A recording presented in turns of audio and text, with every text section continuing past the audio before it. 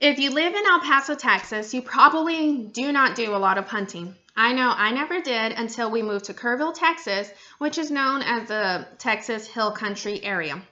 My name is Michelle Trevizo, and today I will be informing you of the regulations and laws that are set for hunting.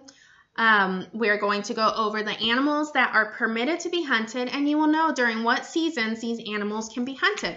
First, I'm going to go over the regulations and laws. Next, I will inform you of the animals that are permitted to be hunted. And then finally, you will know during what seasons these animals can be hunted. First, we're going to go over rules and regulations and laws for hunting.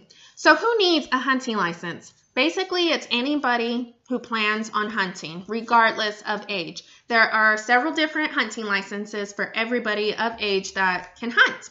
So there is the youth license, which is for those youngsters that are from 16 years or younger. There is also the resident hunter's license. There is also the senior resident hunting license, and that is if you are 65 years or over. And then there is the residence trapper license, and that is if you plan on only killing or hunting nuisance fur-bearing animals, and I will go over that with you in a little bit of what those animals are.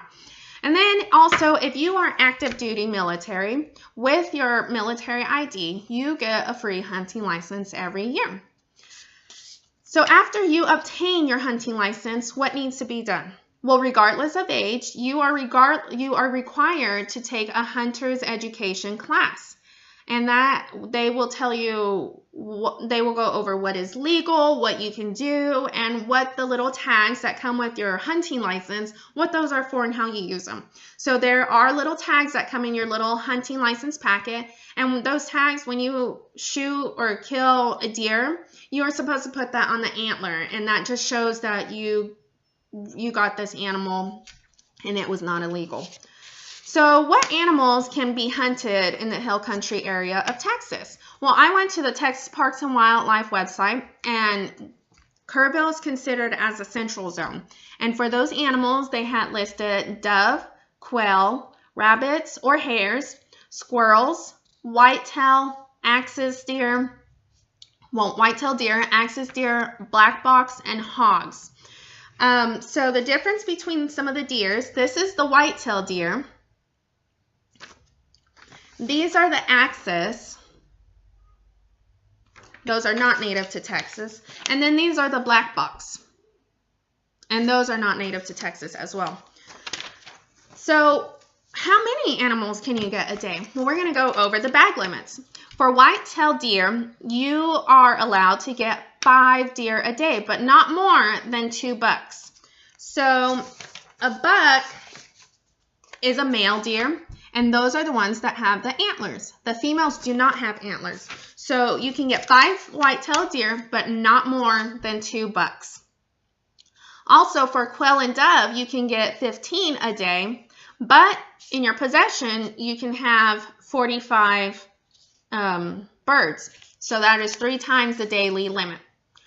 Also, there is no limit for rabbits, hogs, squirrels, because those are considered as nuisance fur-bearing animals, which means that they destroy your property by digging holes, eating your plants, or they destroy other animals. And there are no limits for that. Also, there is no bag limit for axis or black box because they are not native to the Texas area. So that you can hunt as many of those as you want, as long as you have a license. Now we are going to go over the seasons that you can hunt these animals. According to the Texas Parks and Wildlife website, I got off all of these hunting season dates. So for archery whitetail deer season, which is you can only use a compound bow. I'm going to use my son's toys. So this is a compound bow. You put the arrow, you pull it back with your string, let go. And then this is a crossbow. And this is kind of like a rifle. It's more powerful than a compound bow. So those are what you can use during archery season, which is September 30th through November 3rd.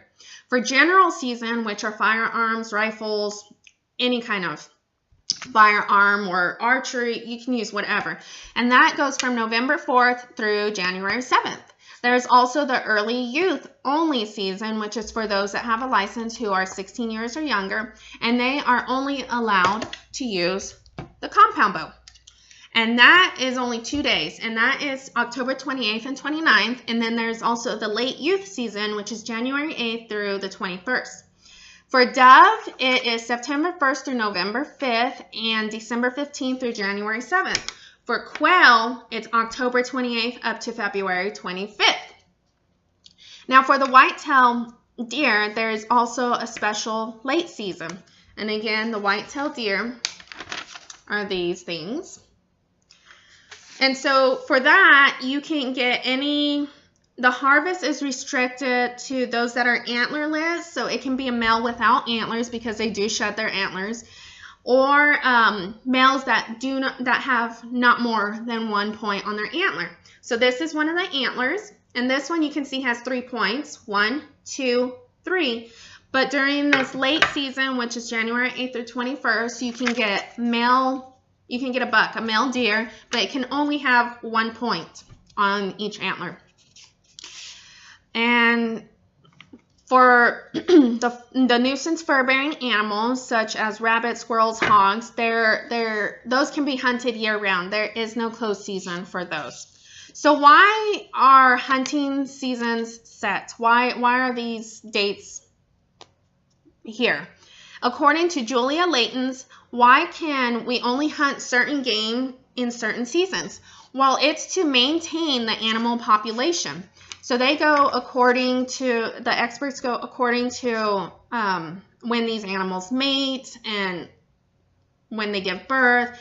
And if we were allowed to hunt as many as we wanted, whenever we wanted, then these animals could potentially be extinct. So what happens if you don't follow these regulations and laws? Well, as with anything, there are consequences. The first one, you can be fined anywhere from $25 up to $10,000. After that, you could be jailed. Then you could get your license suspended, for your hunting license suspended for up to 5 years. Also, if you get caught doing something illegal, hunting illegally, then you have to forfeit your hunting gear, such as your firearms or whatever you use to kill the animal. Well, this sums up my hunting in the hill country informative speech. Today, I have informed you of the regulations and laws that are set for hunting, the animals that are permitted to be hunting, and then we went over during what seasons these animals can be hunted in the Texas hill country. Now, you know about hunting in the hill country area of Texas. So maybe one day, just like I did, you can take up this fun hobby.